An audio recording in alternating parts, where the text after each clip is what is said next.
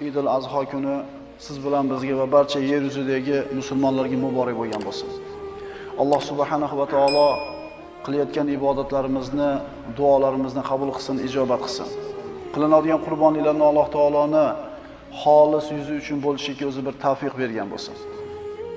Idul Azho qurbon hayiti haj amallari nihoyasiga yetganligi Alloh taologa shukrona sifatida bir bayram qilinadi. Bugun mana shunday bir bayram bo'lgan kunda o'tiribmiz. Bir bayramona kayfiyat, bayramona ruh albitamizda bo'lishligi lozim bo'ladi. Bu kunda qilinadigan ishlar, musulmon kishi Eid namozini o'qiyman deb uydan chiqib kelar ekan, albatta misvok ishlatishligi sunnat hisoblanadi. Har bir namozga o'z musulmondan misvok ishlatadi, bu sunnat. G'usl qilishligi hamda xushbo'ylarni surtishlik mandub hisoblanadi. Bu kunda qilinadigan mandub ishlardan eng yaxshi kiyimlar kiyiladi. Ibn Abbos roziyallohu anhu dan rivoyat qilingan hadis Ibn Majah o'zining sahihlarida keltiradi. Rasululloh sallallohu alayhi va sallam ikki Eid namoziga o'zining hibara choponlarini kiyar edi. Ya'ni payg'ambarimizdagi bor kiyimlarning eng afzali mana shu hibara choponi bo'ladigan bo'lsa, ikkita hayit kunida kiyilardi. Mana kecha juma namozimizda ham aytdik. Avval mana shu ikkita hayit Arafa kunlari bir sarpolar qilinar edi. Shu narsani takrorlaylik, qaytaraylik. Ko'nchi bo'ldi ko'tarilib ketganingizga bu narsani. Qandaydir beparvolik bilan kutiladigan bo'lib qolingan. Mana Arafat kuni roza tutishligini fazilatini gapirdik. Alhamdulillah, men kimni tanisam, ya'ni kecha kimni ko'rgan bo'lsam, hammani roza tutganligini ko'rdim, xursand bo'ldim. Sizlar ham xursand bo'lgan bo'lsanglar kerak. Chunki inshaalloh mana shu xayriyat davomiy suratda to'xtamay ketadigan bo'lsa, inshaalloh juda ko'p bid'atlarimiz yo'qolib ketadi. Juda ko'p sunnatlarni hayotimizga qaytarib olgan bo'lamiz inshaalloh. Hayit namozini o'qishga chiqayotgan kishilar, muqtadiylar namozga ertaroq kelishliklari hamda piyoda kelishliklari, viqor bilan takbir aytib kelishliklari savobli amallardan hisoblanadi. Namozga borgan odam qancha erta borsa, qancha uzoq kutsa, shuncha savobi ko'p bo'ladi. Albatta hayit namozi o 8:20 da o'qiymiz deb turibmiz. 15 da kam 15 minut o'tganda chiqsa ham boradi, lekin ertaroq chiqqan odamlarga albatta ajr savobi ziyoda bo'ladi. Hamda Eid namoziga, keyingi Eid namozlariga shu inobatga olaylik, piyoda kelishlikda ajri ko'p bo'ladi.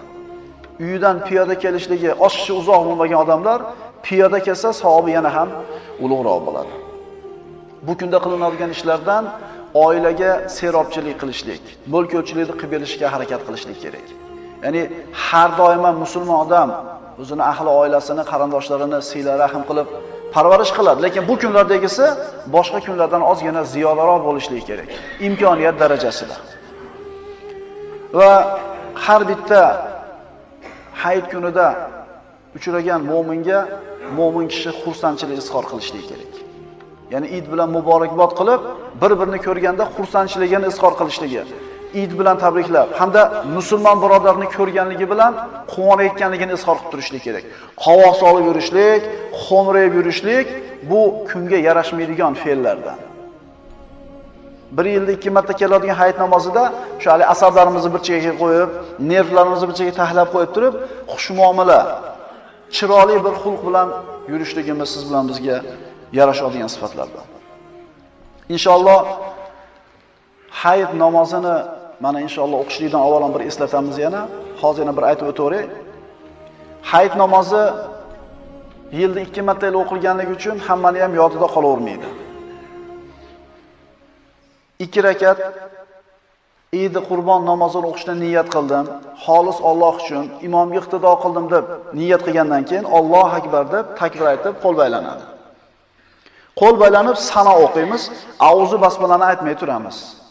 Sana o'qilgandan keyin yana 3 marta Allohu akbar, Allohu akbar, Allohu akbar deb uchinchisida qo'lni baylab turib, keyin Fotihani o'qiymiz.